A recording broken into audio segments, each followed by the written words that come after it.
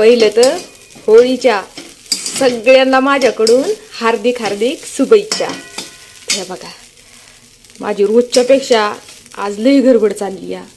आता गडबड ह्याच्यामुळे चालू आहे, आज जरा शौर्य आर्याला रोजच्या पेक्षा लवकरच शाळेला जायचं या।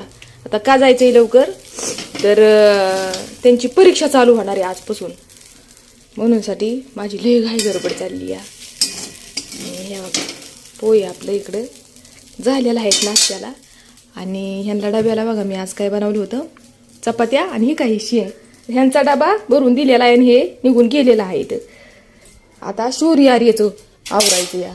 मला मस्त वाटतं बरं का सकाळी सकाळी व्हिडिओ काढाव्यात, पण बघा असं होतंय ना की घ्या नाश्ता करून, असं होतंय ना की काय माझी इतकी जी गडबड चालू असते या सकाळी सकाळी विचारायला सोय, त्यामुळे मला काही व्हिडिओ काढणं जमतच नाही। आता ह्यांना सोडवून येण्याच्या पहिलं मला काय करायला लागल, काय करायला नाही हे कपडे धुवून टाकायला लागतील।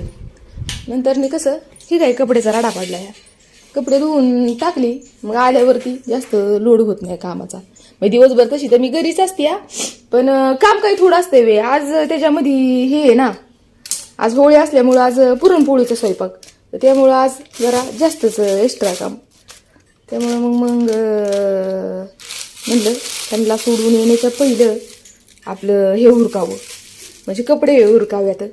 तर चला पुढचा व्हिडिओ पुरणपोळीचा माझ्याच्याने दाखवणं झालं तर दाखवल, नाहीतर मग आपलं शॉर्टकटमध्ये दाखवल। एवढं काही लोड नाही घ्यायचं आपण की आपल्याला पूर्ण सगळी पुरणपोळी कशी काय बनवते मी ती दाखवलीच पाहिजे म्हणून। कारण रेसिपी जी पुरणपोळीची जी रेसिपी ती सगळ्यांना येते, जे बी आपल्या महाराष्ट्रामधल्या बायका आहेत त्यांना सगळ्यांना पुरणपोळी येते, बरोबर का नाही। आणि पुरणपोळी आपल्या इथली एक फेमस असं ही आहे, डिश आहे, बरोबर का नाही।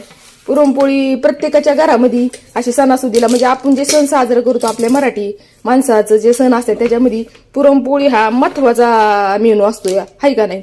त्यामुळे काय पुरणपोळी मी कशी काय करते थोडक्यात मी तुम्हाला पाठीमागच्या व्हिडिओमध्ये दाखवली बरं का, तरी पण मी शॉर्टकटमध्ये तुम्हाला दाखवेल।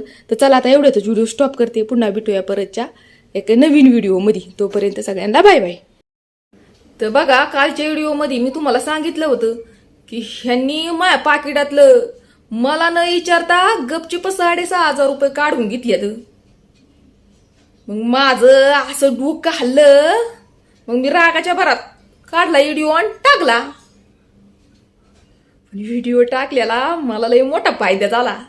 ते म्हणजे असा, ह्यांनी बघितला मा ते व्हिडिओ आणि मला म्हणलं की व्हिडिओ पाहिला तो डिलीट कर, तुझं मी पैसे देतो। जसं की इथून पाठीमाग ह्यांनी कितीतरी वेळा मा असंच पैसे नेलेलं आहेत, पण परत कधीही दिलं नाही। तर पण त्या व्हिडिओमुळं हे काय हे बघा माझं 6,500 नाही तर 7,000 रुपये मला ह्यांनी परत दिलेला आहे। म्हणून मी म्हणलं व्हिडिओचा माझा लय फायदा झाला, पण मी व्हिडिओ काय डिलीट करणार नाही, कायला घ्यायचं मा पैसे, बरोबर का नाही। आणि